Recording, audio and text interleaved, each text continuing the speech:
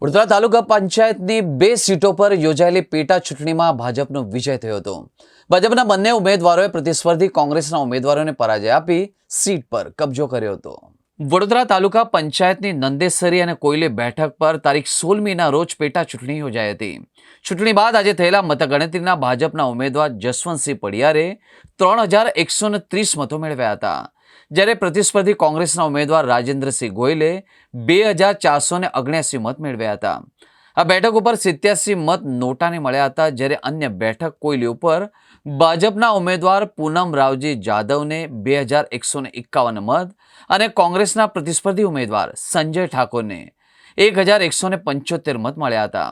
આ બેઠક ઉપર 74 મત નોટામાં પડ્યા હતા। અત્રે ઉલ્લેખનીય છે કે વડોદરા તાલુકા પંચાયતની 3 બેઠકો ઉપર યોજાનારી પેટા ચૂંટણી પૈકી દશરથ બેઠક બિનહરીફ ભાજપે હાંસલ કરી છે।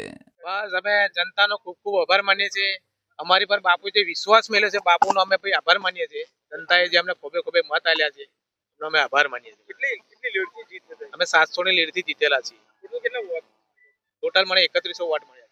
શું માનો છો હવે કયા પ્રશ્નોને પ્રાથમિકતા? જે પ્રશ્નો બાકી છે એને પૂરા કરીશું। જે પાણીના પ્રશ્નો છે, રોજગારીના પ્રશ્નો છે, એને અમે પ્રાધાન્ય આપીશું અને આગળ એમનું કામ ચાલુ કરીશું। સર્વે કોયલી ગામના મતદાર ભાઈશ્રીઓ અને ભાજપ કાર્યકર્તાશ્રીઓ અને ગામના વડીલોશ્રી અને માતાશ્રી અને બહેનોશ્રીએ જે મને યુવાનોએ જે ખભે ખભે મિલાવીને જે સાથ આપ્યો છે એ સર્વેનો ખૂબ ખૂબ આભાર છે। અને આ જીત મારી નથી પણ કોયલી ગામની સમગ્ર જીત છે અને સર્વે મતદારોને મારો ખૂબ ખૂબ આભાર, ધન્યવાદ। ભારત માતા કી જય। ભારતીય જનતા પાર્ટીની ડબલ એન્જિનની સરકારની જીત છે। માન્ય વડાપ્રધાન નરેન્દ્ર મોદી સાહેબ અને ગુજરાતના મુખ્યમંત્રી ભૂપેન્દ્ર પટેલ સાહેબના વિકાસના કામોની અને આ ડબલ એન્જિનની સરકાર જે વિકાસના કામો કરી રહી છે એની અને અમારા કાર્યકર્તાઓની આ મહેનત છે। અમારા કાર્યકર્તાઓ રાત દિવસ જોયા વગર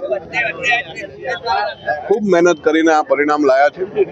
અને મેં આ મીડિયાને પણ વોટિંગના દિવસે જ કીધું હતું કે કોઈ પણ જગ્યાએ મીડિયા મિત્રોએ મને એવું કીધું હતું કે ભાઈ તમારી સીટ ઉપર રસાકસી છે, ત્યારે જ મારા મીડિયા મિત્રોને કીધું હતું કે અહીંયા રસાકસી નથી, અહીંયા એક તરફનું વાતાવરણ છે। જો મને જુસ્સો ભારતીય જનતા પાર્ટી સાથે જનતાનો હતો એ આપને મેં એડવાન્સમાં જ કીધું હતું।